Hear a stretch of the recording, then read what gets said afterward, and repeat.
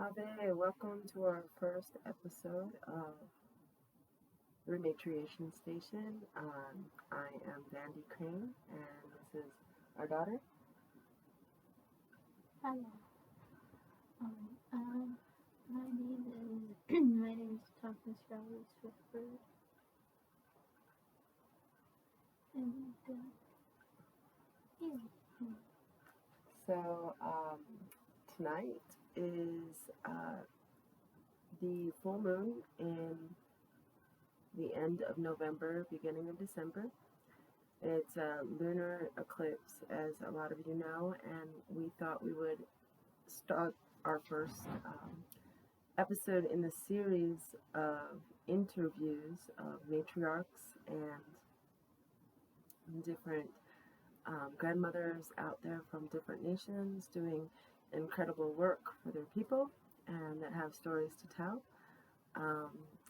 So, before we get started with our interview, this is an effort of the Rise and Love Foundation, which is a grassroots nonprofit whose mission is to promote safety culture through promoting ReMatriation by bringing women together to share culture, connection, and conversation, and through doing so, create solutions for issues in communities.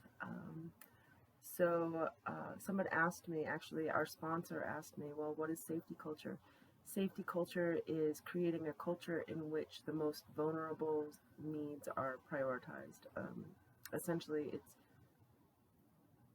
a very traditional way of thinking, but a way that isn't in popular culture.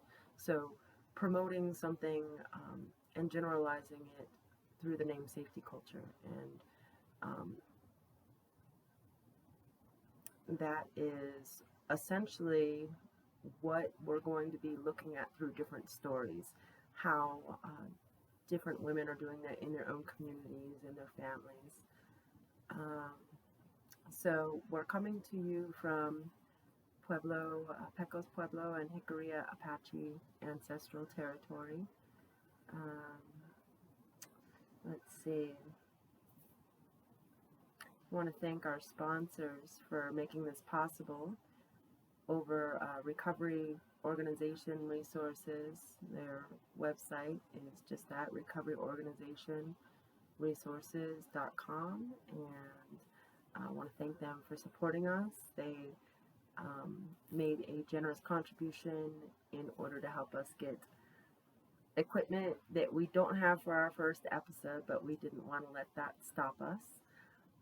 So thank you for believing in our mission and supporting our podcast. We have a new book coming out. It's a book I've been working on for over a decade. My Body, My Soul, One Woman's Journey to Reclaim Both. It'll be out in the beginning of 2021. And also you can visit the Rise and Love Foundation website, riseandlovefoundation.org, to find out more about what we're doing. So, a lot of people say, ReMatriation, did you make that up, or what is that?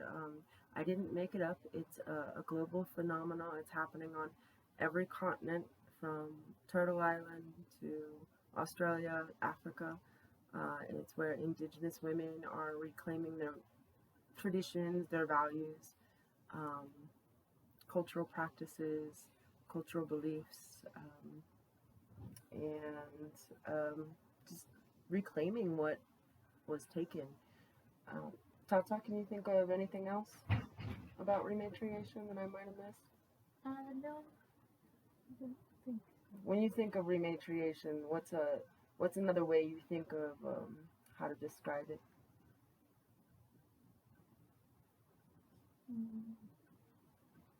It's like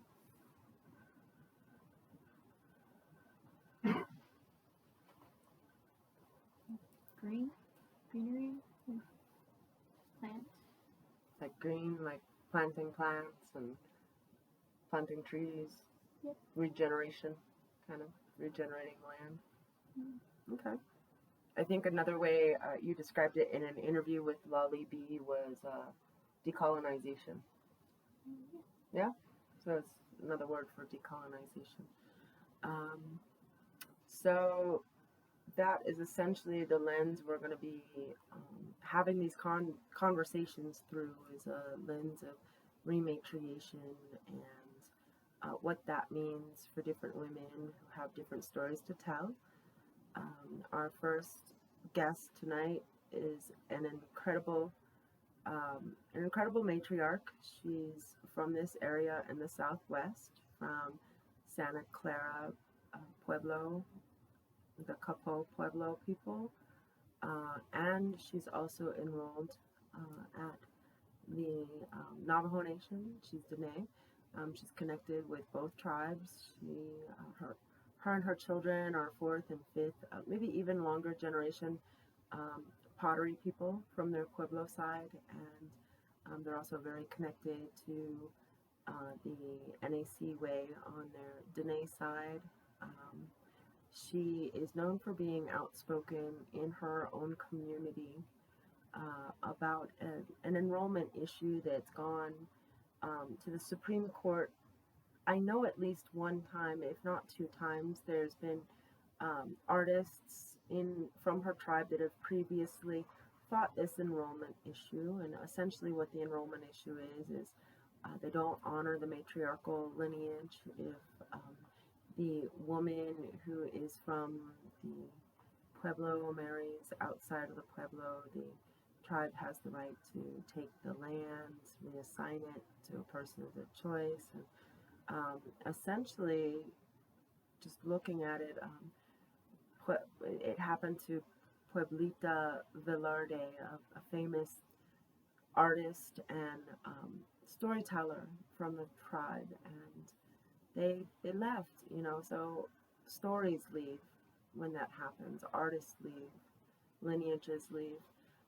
So our guest, Birdell Bourdon, she is known for speaking out about this specific topic that has affected her and her family greatly. She, throughout the years that I've known her, officials have tried to silence her through intimidation. She ended up with over 22 felony accounts in an effort to try to silence her.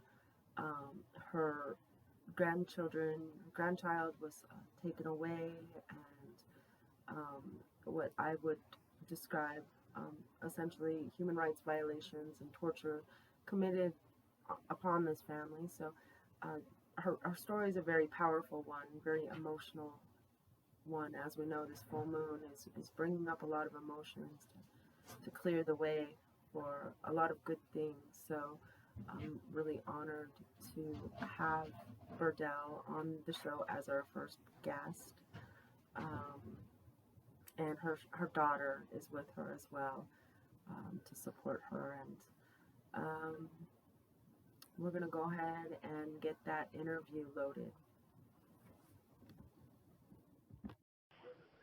Okay, so we have our first guests on the ReMatriation station, our first ever Lunar Eclipse episode. And it is November 29th of 2020. And I have my co-host, TatankaSkaWin, SwiftBird, with me. Hello. And we have our guest on the phone with us, Birdell Bourdon, and her daughter, Shawdine Bourdon. Hi, welcome to the ReMatriation station. How are you guys doing tonight? Hello. We're doing all right today. We're doing Hi fine. there. Good to hear your guys' voices. Just a little bit cold outside. It is cold. We're getting that winter weather coming in, which is it's always welcomed after a hot summer.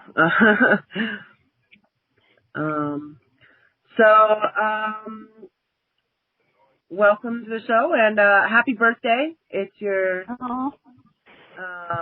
birthday, and we wanted to honor your strength and your story and your resistance on your birthday by inviting you to tell your story. So I don't know where you want to start. If you want to, introduce us, tell us where you're from, and go from there. All right. Well, my name is Birdell Bourdon, and I am of this Pueblo Santa Clara tribe from New Mexico and Navajo tribe from Garnet Ridge, Arizona, next to Denahozo. My daughter here, Shawdine. Hello there. Hi, everyone. From where you're... All right. Well, her father is Eskimo, so there's all nations here. And I'm a lifetime potter of the Santa Clara tribe. I've been doing it all my life. I can kind of consider I've been doing it ever since I was little, because I grew up around pottery, grandma, mama, and my mother's name was Marie. She was a potter. And my grandma's name was Adelaide. She was a potter. My great-grandma was also a potter. Her name was Amelia. So we go back pretty far, going back with our roots through the Santa Clara Pueblo. There was just a situation that I had to come out in the open from years past, where the men of the tribe were the only ones recognized. So I kind of lost everything to this very date of my pottery life and our pottery life from the Pueblo, because we were and forced off of the land and of the Pueblo because of the tribe belonging to men only and their families. But where we come from and who I am, I was of both tribes of dual enrollment. So I do have enrollment with the Santa Clara Pueblo, and I do have enrollment with the Navajo Nation. But when people don't really want to recognize or understand of the point that there are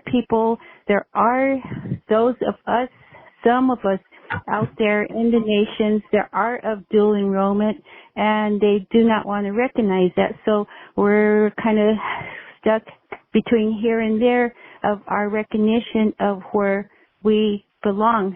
But I take myself as belonging to both nations, and I try my hardest to keep my Pueblo pottery life going to this very day. Even though I was forced off the tribe, things had happened to me in 2008 with the recognition of the men only situation came up again, where I was forced off the tribe and I can no longer be recognized as a tribal affiliation of my bloodline, my pottery work, because of the men taking over, and that being the uncle only and his family, whereas my mother was the woman and they are nothing, and her children are nothing. So we're just completely lost at everything, or can't be recognized by the tribe from years past. And that happened back in the 1940s when something with the Indian nations had to become a tribe or Pueblos recognized with the federal government. I really don't know too much about that, but we fell into the biggest ever non-recognition of any kind of tribe right now, because I was told that the Santa Clara Pueblo has the right to disenroll me, and I was also told that the Navajo tribe has the right to disenroll me, although I am full-blooded Native American of both tribes. I have no other blood in me, so I don't know where I belong. And I think a lot of us have to question of the true bloodline of our tribes. I don't know where this is leading us. It's just termination.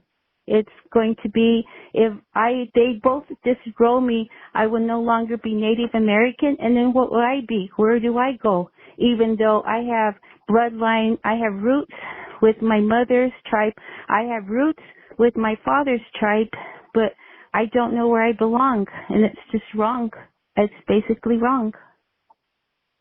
So when you say that your tribe on your Pueblo side stopped honoring matriarchal lineage and only started recognizing the men, and that started happening somewhere around 1939 to 1940, and what you're saying is they had to do so in order to gain federal recognition, is that correct?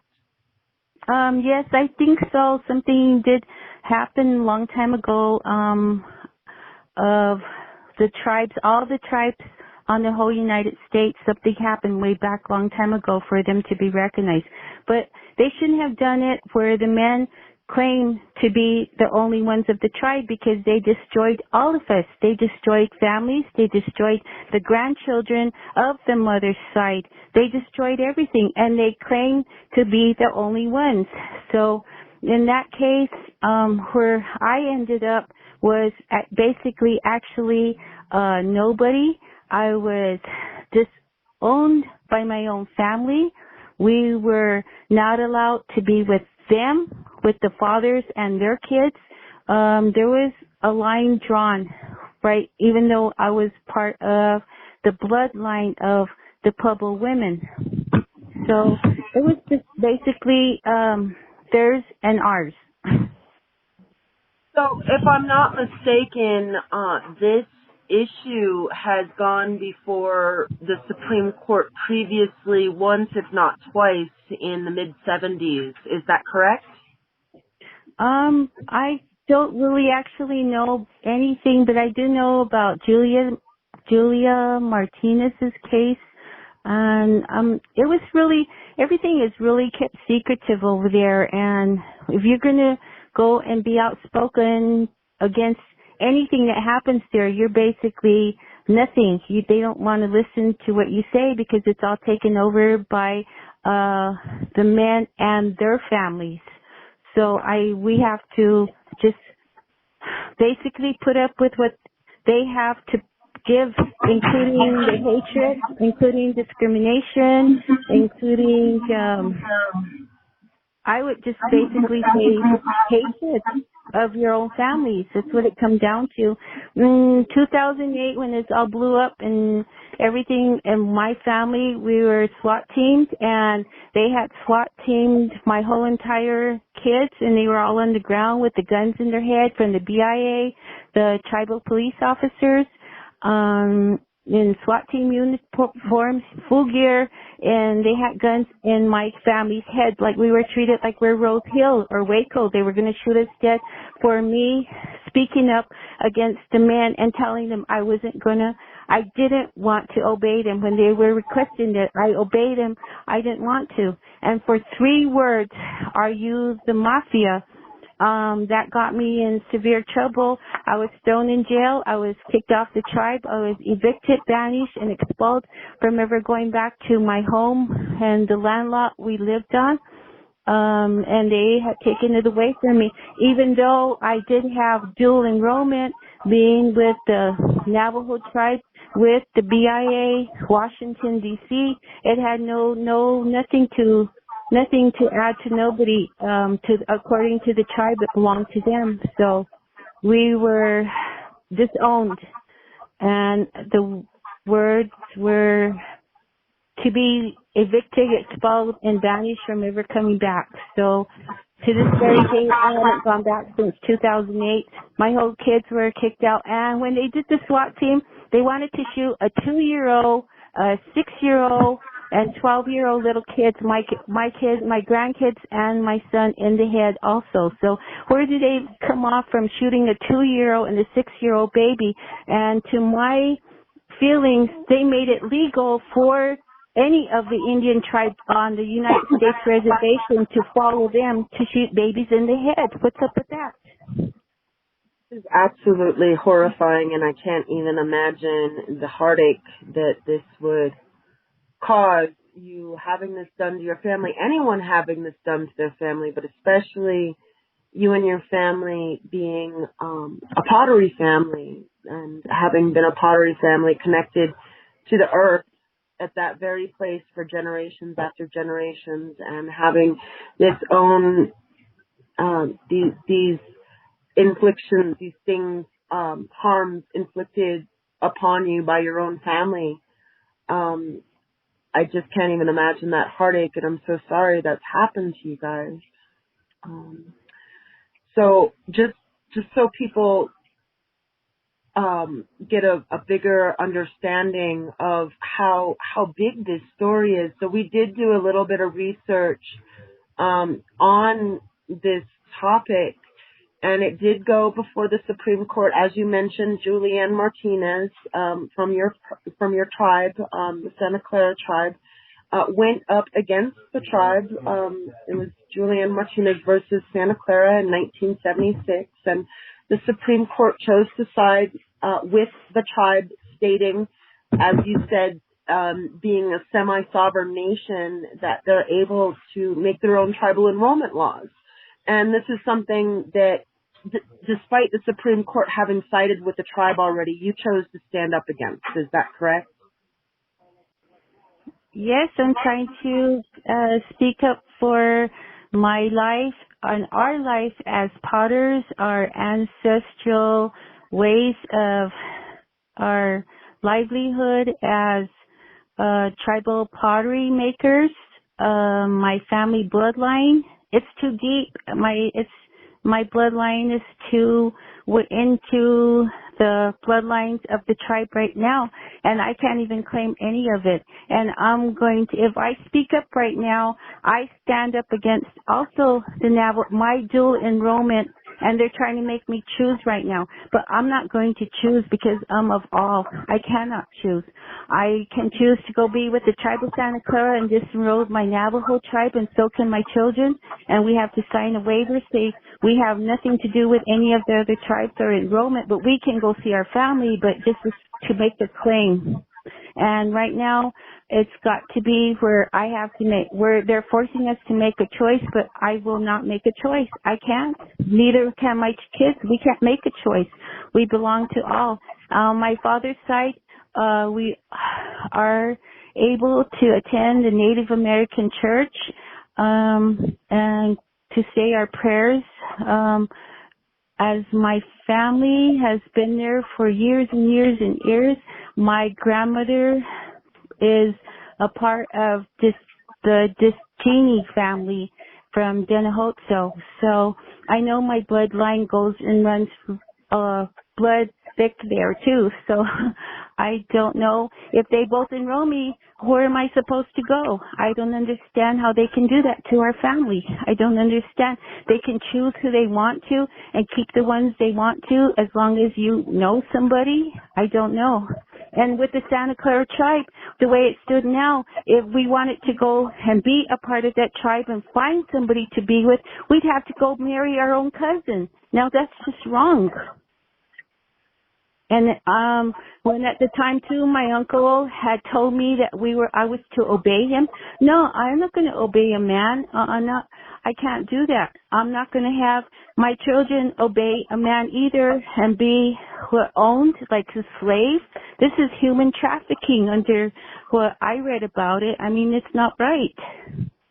Nor I will have my daughters be a part of prostitution. I don't think so. To men, I don't think so.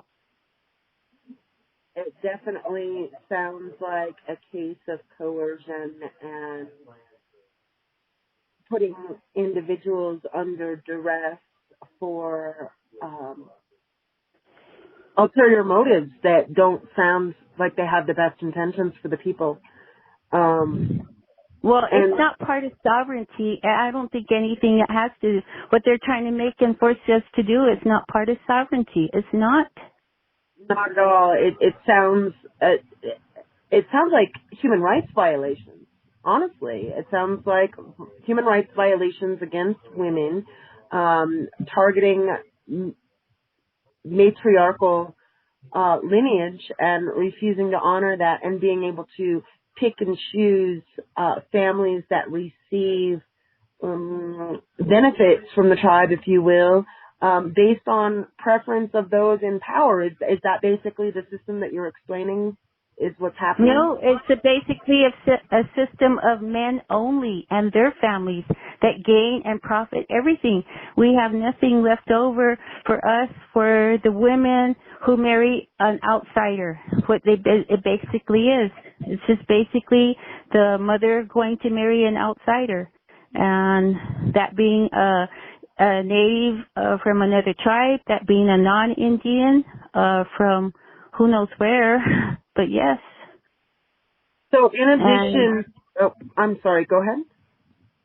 Oh, go ahead. In addition to the police brutality that you were explaining, it sounds like that the tribe has been accessing state and maybe even federal resources to inflict these human rights violations? Well, it comes down to when all this has happened to me and trying to get possession of the land and me to leave the home because of me being also with an outsider, so-called outsider, and I had to leave. They forced me out of there. But yet they stay, and my cousin stays, and they all married a non-Santa Clara Indian, and they got to stay with their kids. I don't understand that. So it sounds like these rules that they're using to decide tribal enrollment are arbitrary. They just kind of make them up as they go along. Not the same rules don't apply to everyone. I can't answer that either because I just have to speak for myself. But I grew up this way. I lived there ever since I was little. I was kind of like raised there since I don't know exactly, maybe like when I was 4, 5, 6 years old when we moved from Santa Fe to Santa Clara. So, and that's when my mother built her house there. She had to buy the property. So yes, the spot where it goes back to private property, Spanish land grant that we're living on. So there's land grants held in here, and they stole it, I guess, which you can literally stay from our families because we're not a part of the man tribe. I was told that some of these tribes and pueblos do have 2 enrollment lists. They have theirs and the outsiders, the ones that are with them, but they're not really of them. So I don't know how to explain that. Well, I don't. I mean, I don't really understand. It just sounds very corrupt and abusive, obviously. And I don't know if I know this is a very sensitive topic, that, the threats that you and your family have gotten and the violence that's been perpetrated against your family. Are you able to talk about what happened to your daughter? Well, all of us are basically picked on for all of our lives just because of us, who we are, our family, and because of the land. Even though there was my cousins, and their father was of Santa Clara, and their mother is from outside, so they get to stay. And so, but us, it was my mother. So yeah, there was that definite line there, and yeah, we were picked on, and we were made to leave the property that my grandfather is the one that gave it to us. He gave it to me. And so they would not recognize that. As soon as they found out that all this land was there, it was a big giant land grant was in question. It was part of the Spanish land grant. And there are questions in reality of the property right now. So, but yeah, that's what it basically went to. And they were picking on us and picking on us. I've gone to jail I don't know how many times basically because I had the police officers chase after me for traffic tickets. I did 60 days in jail for failure to evict out of my own home and my own land in our name. So I don't, and my kids were taken away from me constantly, from my sister and my family, for the same things that they were doing, and I had to answer for it. I got paid. I had to pay for it. I lost my kids for I don't know how many years, 3 years. They all got taken away and sent here and there and all over the place, and they didn't have to. There was no court basis. They just did it just to be me. My family did, to pick on us.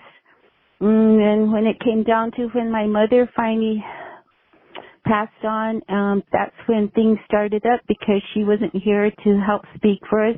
And then pretty soon Grandma and Grandpa passed on, and that's when everything, they couldn't stand it no more. And that's when everything, my father passed on, and that's when it even got worse. So, yeah, we just kind of just stayed there and maintained to work on our pottery and make a living on it. But the most thing about the pottery, out of the grace and the glory from the heavens, we made it to be honored, and our pottery chosen to be part of the Smithsonian Institute in Washington, D.C., in the museum, and their Arts and Crafts Museum, Arts and Crafts shop. So that was such an honor to be there, even though everything that happened to us. But we're still trying to make a living off of, I don't know, right now it's COVID, but we're still doing our pottery. I can't really say living right now because we can't even fire pottery. We're not even on the tribe no more. We had to leave by force of the gun, by force of the police officers harassing the family off the land because of my sister for harassing the family off the land, my uncle doing this to me. This is constantly my own family that does this to me, so including my daughter. So that's basically what happened with my daughter. She couldn't take it no more. She couldn't. It was affecting my kids' health. They got taken away for no reason at all, and everybody else got to keep their kids. In my eyes, that's how I see it. I don't understand really the basics of everything that happened or what the reasoning was, but yeah, and I just... Do you feel like if you had just moved away and just said, okay, you guys are going to disenroll me and take my land and reassign my family's land to someone else, and I'm not going to fight it, I'm just going to quietly, go somewhere else, do you feel like that same violence would have been inflicted upon you and your family? Well, right now I'm living in the city limits, and I don't have nobody coming here. I don't have nobody bothering me. I don't even have nobody even wanting to know what I'm doing. So yeah, but I'm living. Yeah, I'm living in the town where I'm next to where I'm from, and nobody bothers us. We're just basically here. So yeah. So they were inflicting that violence because you spoke out against the trafficking ring and against their nepotism and political corruption, essentially? I wouldn't know if it calls it a traffic ring, but it was intentions are him to be what our owner. I don't know what the definition of that would be, and we had to do what he says or else. I had to work for him and make pottery for him and his family, and I had to support him. I don't know exactly what his intentions were, and if I didn't listen to him, then I wouldn't have no place to live. So yeah, I was going to have to be under his ownership, and I wasn't going for that. I can't. I'm not going to. It's wrong. Absolutely. Oh, and then you wanted to get back to my daughter, Jenny. But, yeah, she couldn't take any of this no more. And she finally got kicked out of the entire house. My sister kicked her out. She was left homeless. There was nothing. She was under doctor's care. She had nothing. My kids never had nothing. We couldn't even have money because my kids were always getting caught in the courts. We ought to pay fines all the time. They were picking on us that way too. Basically, all my money, working on my pottery money, was going to the tribe, to the courts, to pay for my kids because they were in trouble of some kind. So yeah, and I couldn't make any other kind of money because I didn't have any job or anything else. And I wanted and needed to do my pottery work. I mean, that's my livelihood. That's how we lived. Of course, and it sounded like they have done all that they can to take that away from you and to take the dignity that comes along with having something in one's family for so many generations. Yeah. And I'm not really a part of my father's side on the Navajo side of my family either, because my father lived down here all his life, and we were basically here because of his government job, and he worked at the Santa Fe Indian School. So we just stayed here. There was no place to go, and he came here to make a better life because living on the reservation and the Navajo tribe, there's nothing. I mean, you have to go miles to the store to travel, and when the snow comes, it gets icy. I mean, it's really a hard life up there, and I can't speak for my father, but that was the way that he wanted to live and give money back and help himself with his government job. So was it 2016 you shared a newsletter with us from the Santa Clara tribe, and is it true that they've since changed their tribal enrollment laws?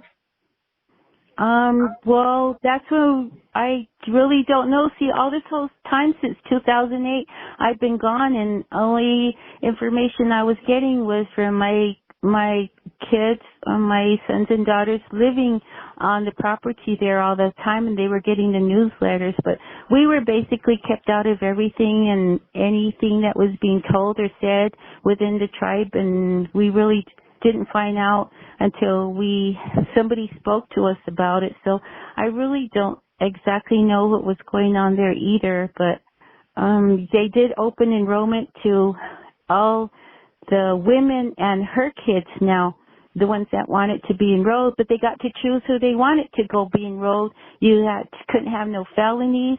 You had to have a sponsor to one of the tribal members to answer for you. And so when it came down to me being answered for through my own family, being the uncle to answer, he said no, he wouldn't let us. He told us he wasn't going to talk for us, he wasn't going to speak for us, and he wanted nothing to do with us. So we basically had nobody. So that pretty much cut us all off from, any kind of wanting to be enrolled at the tribe there because of hatred issues there. And there was nobody else to speak for us because they were demanding and on their enrollment issues that somebody from the tribe answer for us. So even though since they have changed their enrollment laws to recognize matriarchal lineage of the woman in the family and that line, they're still, what you're saying is using the system to essentially choose who they want to be in the tribe and don't want to be in the tribe based on favoritism, based on who the tribal members that are in power currently, based on their feelings about people, essentially. Well, that kind of sounds right. I think so. Yeah. Okay. Well, that's not sovereignty, like you said. And so all these years and all these threats and, the murder of your daughter, and there's just been so much that you've been through, and you still stand for the truth. And I mean, you said it in the beginning of the call that there was just too much to lose. Your family bloodline, your culture, your spiritual connection on your Dene side, your pottery connection on your Pueblo side. You feel like there's so much to fight for, and you've been fighting all this time. What has kept that fight going for you? What do you keep returning to every day in your everyday life that keeps you feeling strong enough to stand up to this? Well, if you would put everything you have, your love, your livelihood, just your entire feelings back into your roots where you actually came from, and my pottery, the mud people, just the clay itself and the beauty of making that pottery come out to something that somebody would like to put in their shop, because I'm a wholesaler to the shops all over the place. I was. And it was just felt so special to me, and it was all basically for my kids so they can maintain the ancestral of my daughter, my sons being the 5th generation line of my mother's family. And these are all women. I mean, I can claim 5 generations of women potters in my family. I mean, that's an honor. On my father's side, it's generations of rug weavers. I mean, there's a lot of pride, I could say, in being part of a family with beauty and, I don't know, just something so special that nobody has and nobody else can do. It feels an honor. And it hasn't been a struggle, if I sound like it was, to just maintain what's going on, because that's my livelihood is the pottery, and that's the spiritual side. There's all kinds of prayers going into that. People bless the clay. People bless the pottery.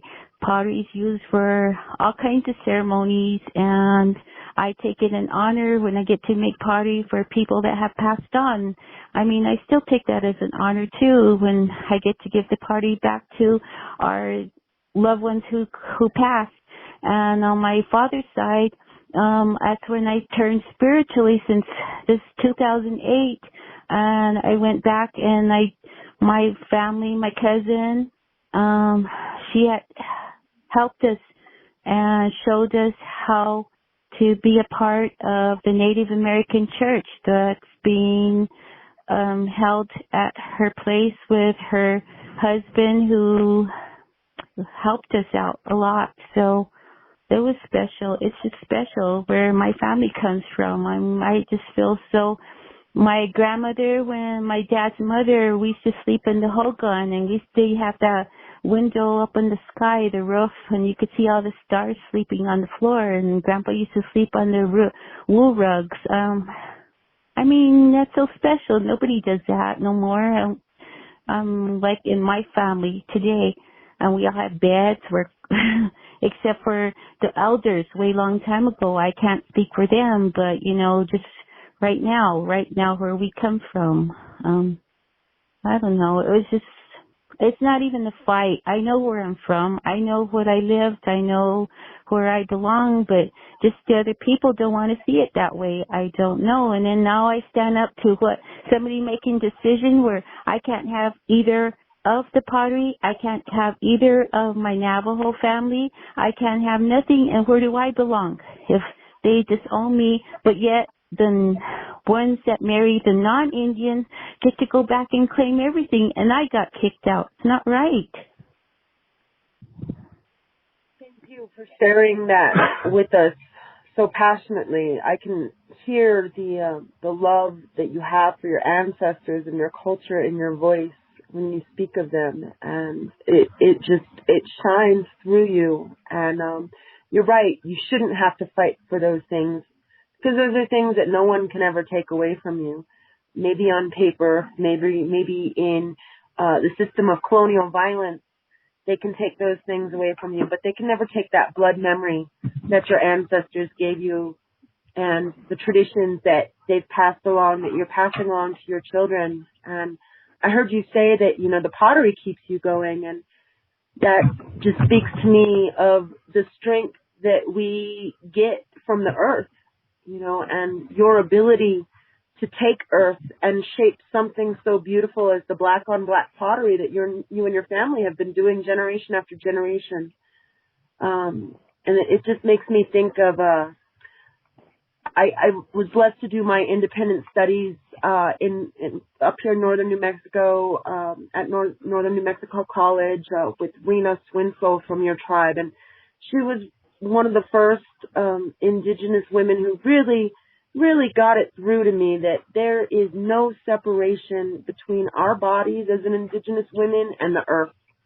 Nothing can take us away from that, because we are the earth and the earth is us. And that's what I heard you say, that you know where you belong. You belong to that earth. That's where your family is. The earth is made of your family. And nothing they can do, nothing they can say can ever take that away from you, even though they physically removed you and legally kept you from there. Spiritually, that's always yours. And that strength, there's nothing more powerful than that. And I honestly believe that the reason they inflicted so much violence on your family is because they're afraid of that strength. They're afraid of the strength in that truth that you're standing in. Well, I'm so proud too, anyhow, from the meeting when I first went up for the Native American church meeting. I asked everybody to pray for the truth. And out of all this, I mean, look at the beautiful moon tonight. My birthday's today.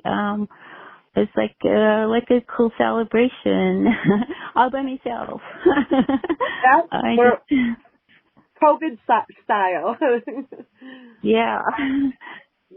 Yeah, but I just kind of have a little bit concerned still as to them keeping such a big secret that they actually did want to shoot a 2-year-old and a 6-year-old babies in the head. Like, I mean, there's something wrong. There's something definitely wrong with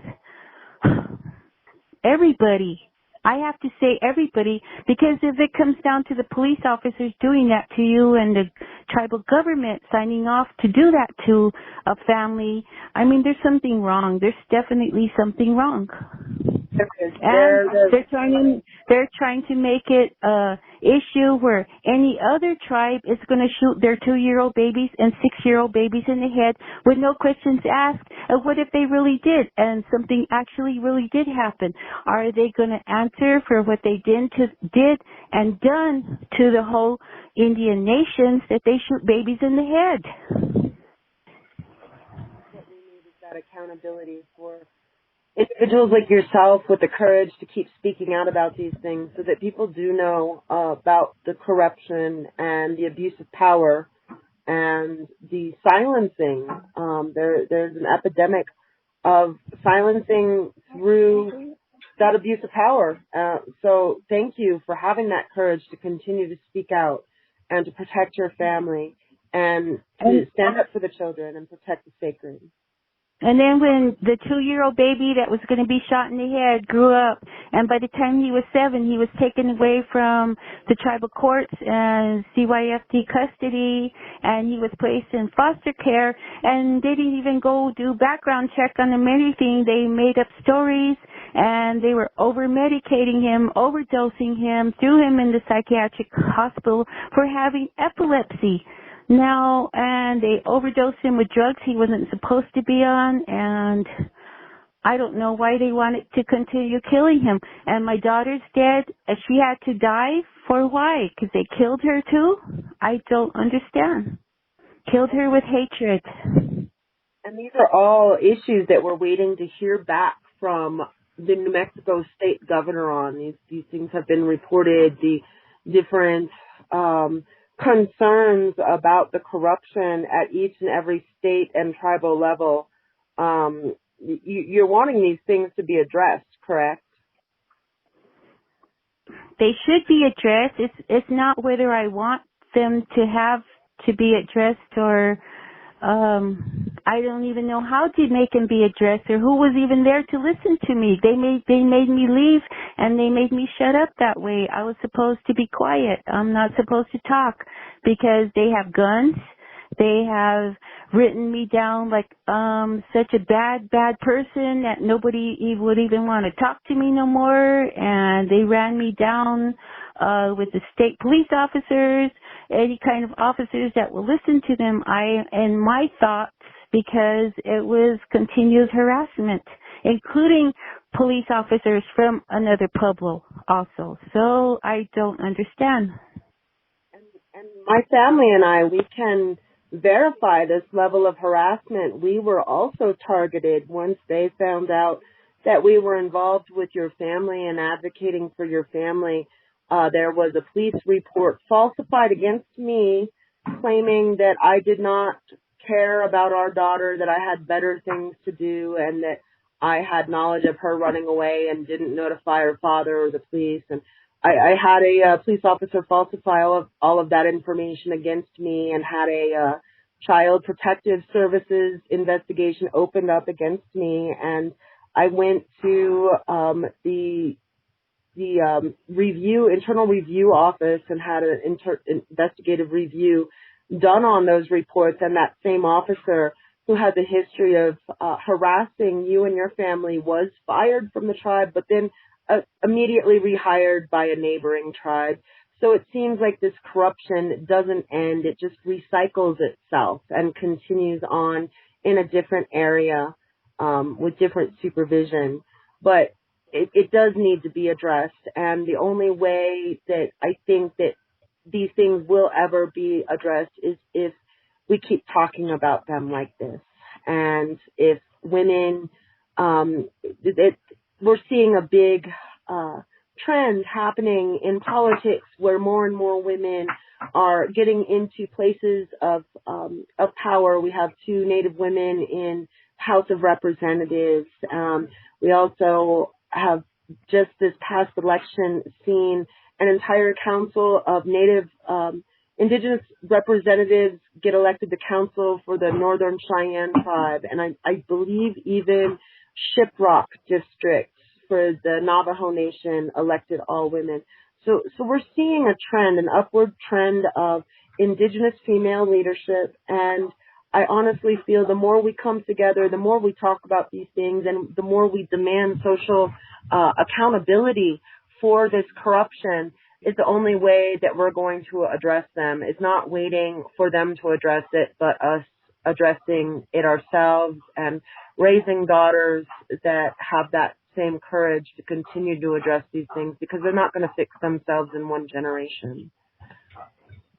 Well, we're all up against the sovereignty issues and the power of sovereignty.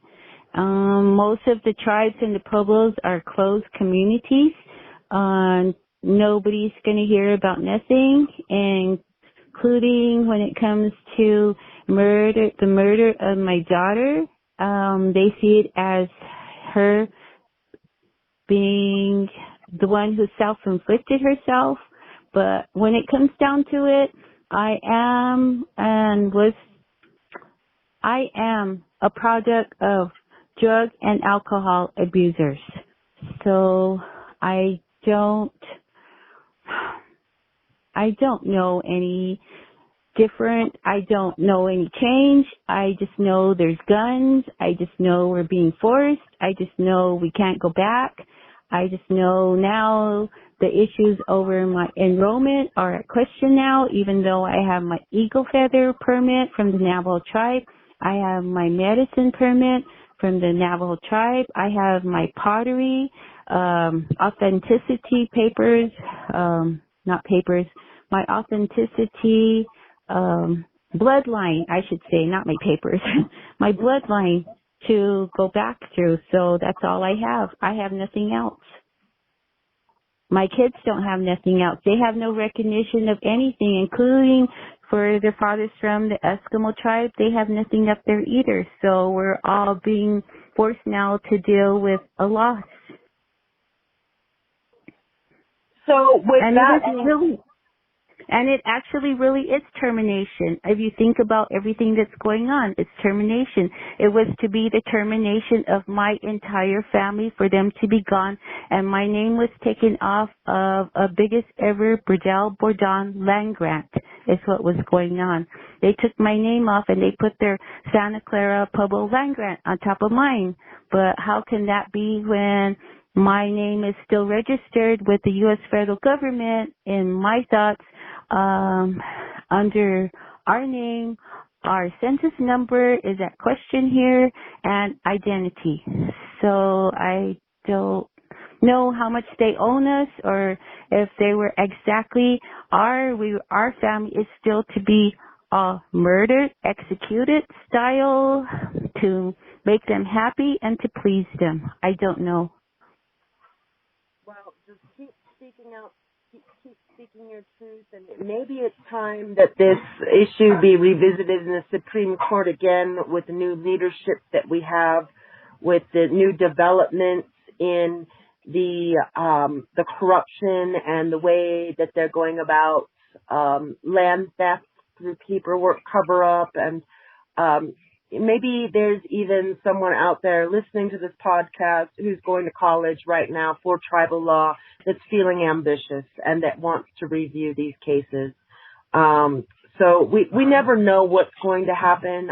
I just know from my own journey that if we keep having the courage to show up, Creator meets us halfway, sometimes even more, and miraculous things happen.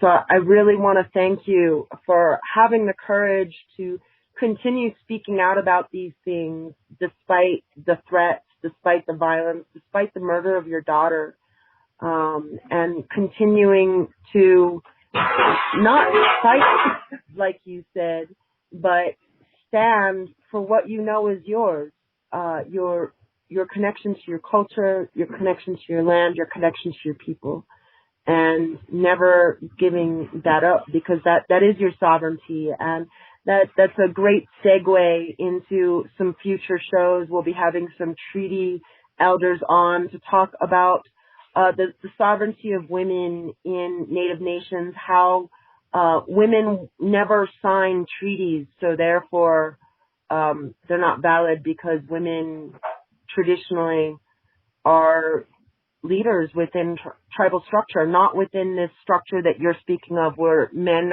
only have the say under the Indian Reorganization Act.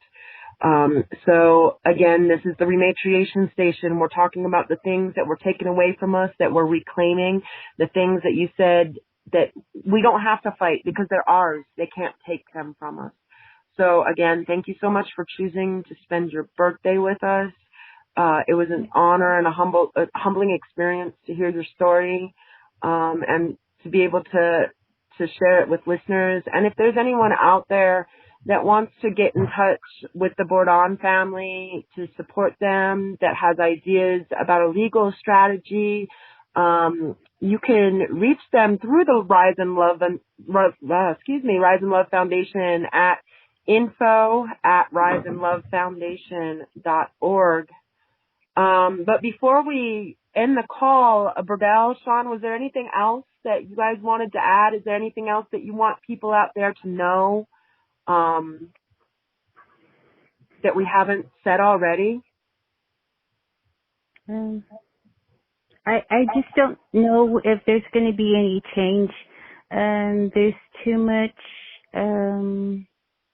let's say, too many a little bit over ambitious people have their own thoughts because of the sovereignty laws. They make up their own laws as they go along, and they forget that it's supposed to be everybody. We can't make my blood go out. I'm not going to squeeze my blood to come out of me and give it back to them. I mean, that's ridiculous. I mean, what do they want from me? And I'm not going to go marry and go be with my own cousin, or my kids be with their own cousins. What's up with that? All of that is lost.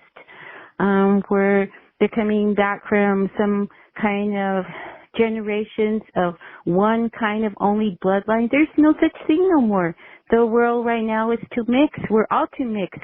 Our family members are all married outsiders to non-Indians, and the people that are actually there, I mean, there's questions in the bloodline. Are you actually with your own cousin? I mean, that's not right either. I mean, I don't know what's going to happen or what it's going to take to change everybody's thoughts, and maybe everybody's going to have to give up a little bit of something now. It's just how it is.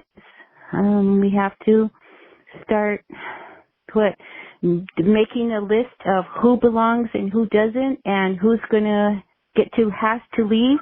They already made that decision over here in this Pueblo. I mean, there's a whole bunch of people that were forced off the tribal lands and their houses and their relatives within this past when the enrollment issues came up. So that's what I've heard. I really don't know anything that's going on over there because I'm not even by there. I don't even have family to come talk to me. When you're supposed to find out of things that are going on from a family member, I have no family. I mean, that's sad, and that in reality, that's what's happening to all of us today.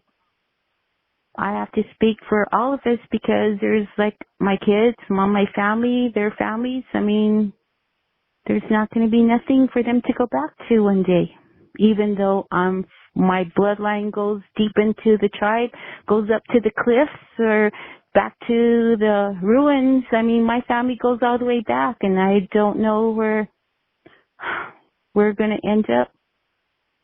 We're going to all be terminated. There's not going to be nothing. The land's going to be, in turn, given back to the federal government. And then nobody will have nothing. And maybe then everybody will finally be happy. They wouldn't have to fight or be killed, murdered.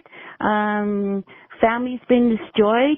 People die from alcoholism, drug abuse, being homeless, being murdered and killed out there in the street, giving up and committing suicide. I mean, this is all tied up to what's going on in the tribes and the pueblos, in my thoughts, because only certain people can have the money, only certain people have the land. If you're not part of that, then you have to get out. And where does that leave everybody? Dead? I'm sad.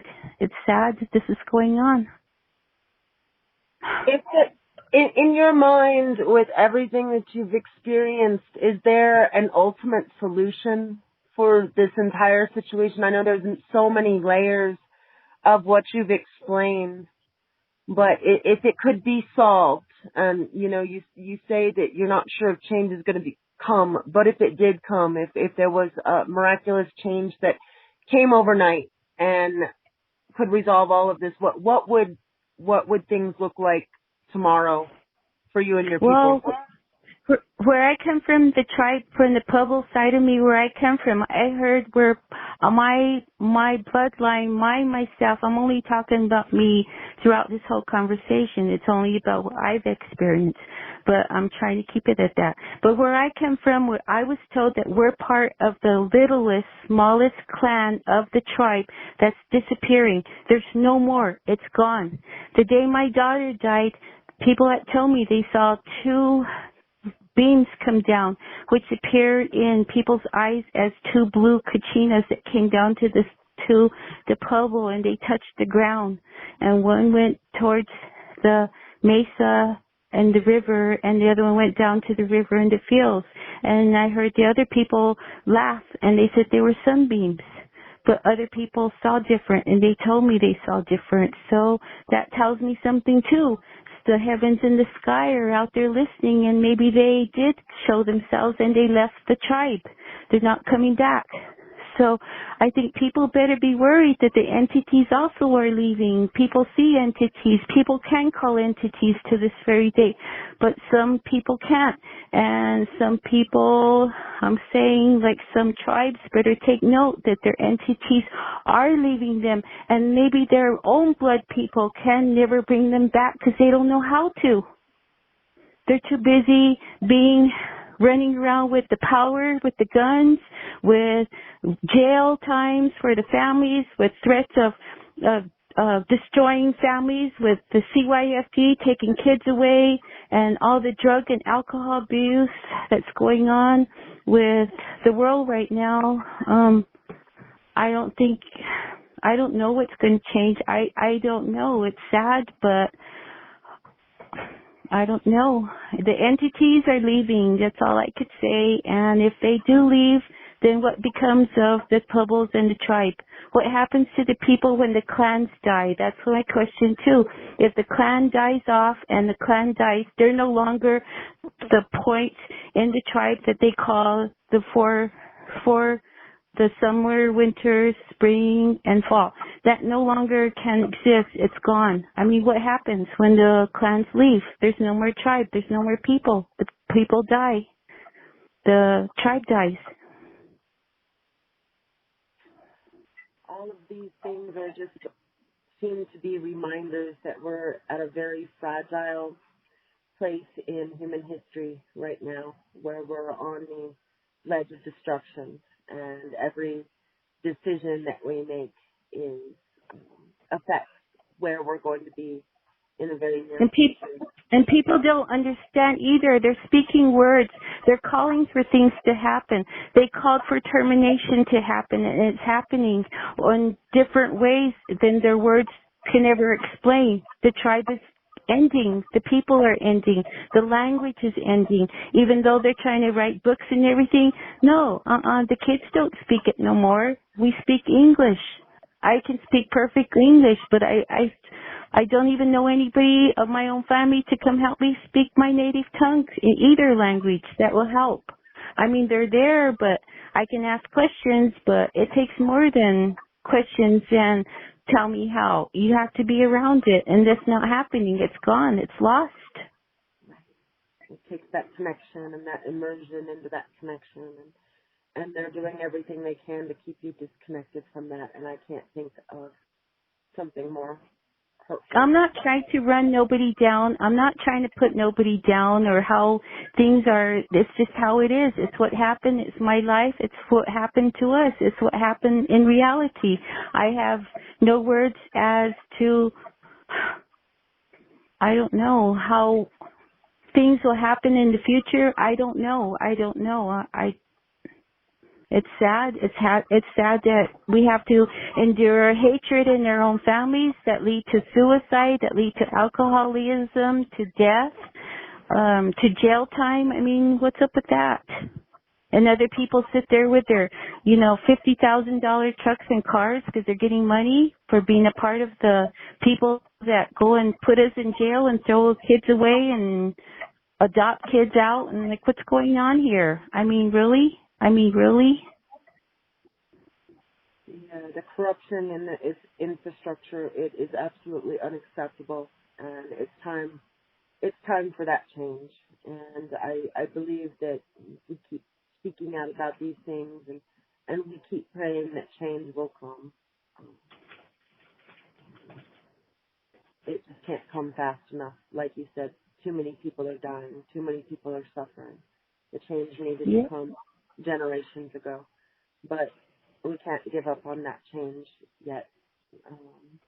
So thank you for keeping that hope alive and staying connected to your culture and that strength in your cultures and where you come from and holding on to those things and sharing your strength with us. And before we go, Tata's just been sitting here listening, just quietly, really connected with your story. Tata, is there anything you want to ask Bridgell or Sean? I don't think anything is on my mind right now. But the main question is, how are you guys doing?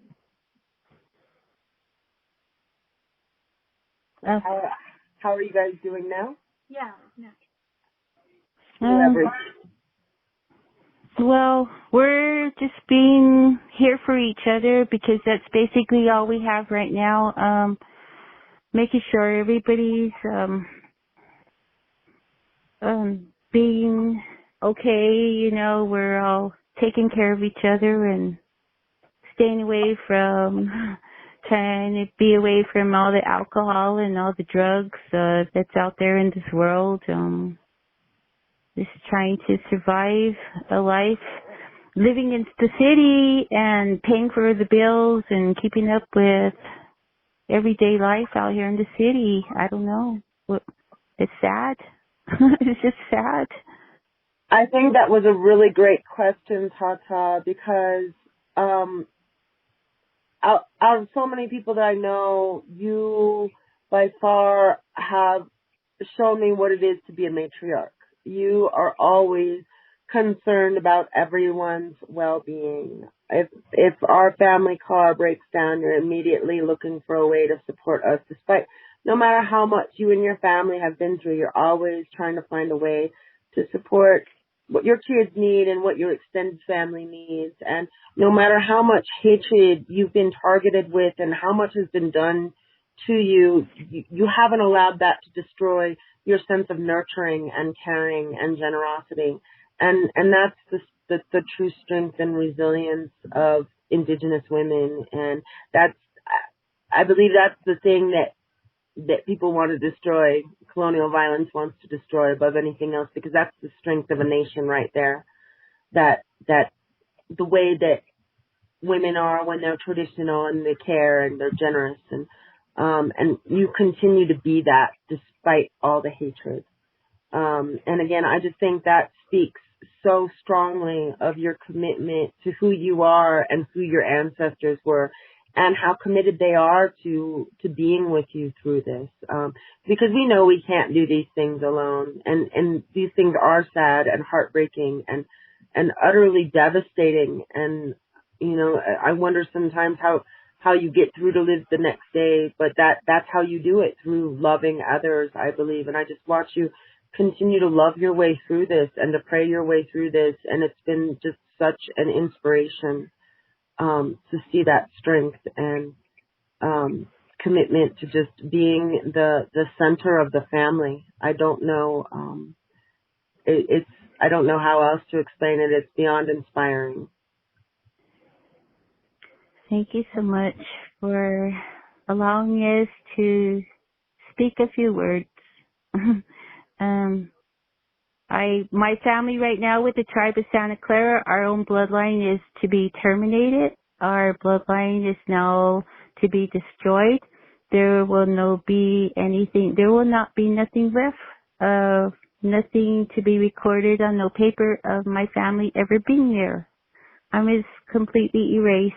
So other people better be aware of what the tribes are doing and how much power they are doing to families they want to destroy and get rid of, because it's happening now, including being on the list of being executed, murdered by the entity of the entire tribe. That's sad to think that they did it in behalf of every member of the Pueblo of the tribe. I mean, that is just so sad that the grandmas and the little kids are also in some way involved in executing my family. I mean, that's basically what they've done to us. How?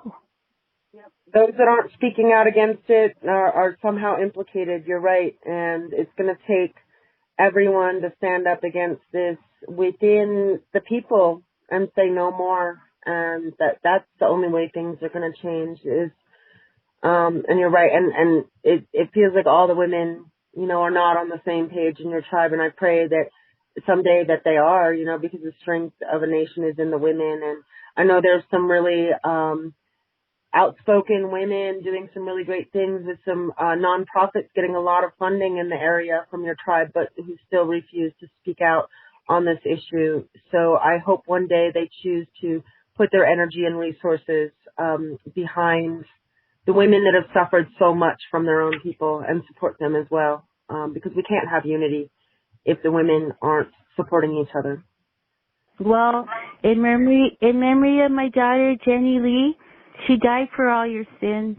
She died for all of you, because nobody listened.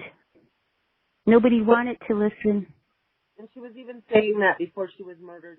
I remember you mentioning that she knew she had to be sacrificed for the people, and for things to change. So, like you said, may her death not be in vain.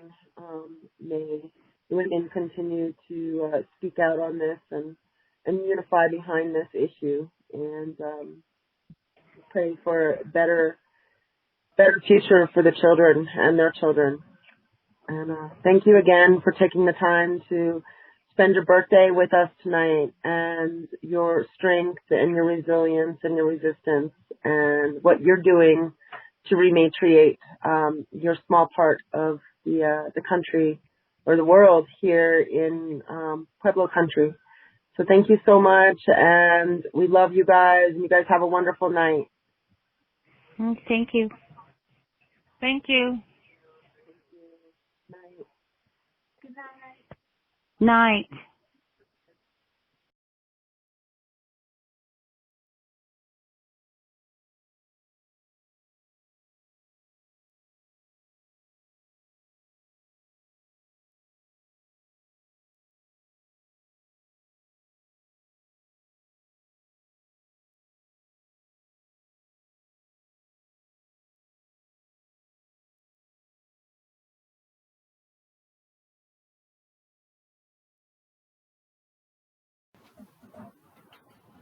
Wow, so that was a very intense story, a lot of detail, and we're very humbled and honored that we were able to have Birdell and her daughter as a guest to tell their stories. If again, if you want to reach out to the family to support them, or in an effort with ideas to change the circumstances for them and their family and the other families that have endured similar abuses, you can reach out by email and info@riseandlovefoundation.org, and we can get you in touch with the family. We're also having a fundraiser to support our ReMatriation Center, the Chekpa Center for ReMatriation, where we, for the last year and a half, have been providing a safe space to those needing it, prioritizing Indigenous women and their children, a safe space by Indigenous women for Indigenous women. So if you're able to support that, you can find that fundraiser on our website, www.riseandlovefoundation.org. Also, another thank you to our sponsor for making this possible, Recovery Organization Resources over on the East Coast, in the New York, New Jersey area. Thank you for supporting us and believing in our mission. And last announcement, I have that book coming out in the beginning of the year, My Body, My Soul, One Woman's Journey to Reclaim Both. And we'll be announcing that website, the author website, when it's up. So that was it for our first episode of the ReMatriation Station. Tata, do you have anything that you wanted to add about the interview or anything else? All right. Well, thanks for joining us. Look out for our next episode, next full moon. We'll announce our guest before that episode. If you have a guest that you'd like to hear on the show, please reach out to us, info@riseandlovefoundation.org. And we are considering doing weekly updates, just a shorter version of our longer Lunar episodes, and maybe having different guests, smaller interviews. So yeah, if there's any suggestions you have, feel free to contact us. Let us know your ideas. Put us in touch with matriarchs that you want to hear interviewed on the show. And until then, stay safe, check on your elders, take good care of yourself, drink lots of water. Until next time.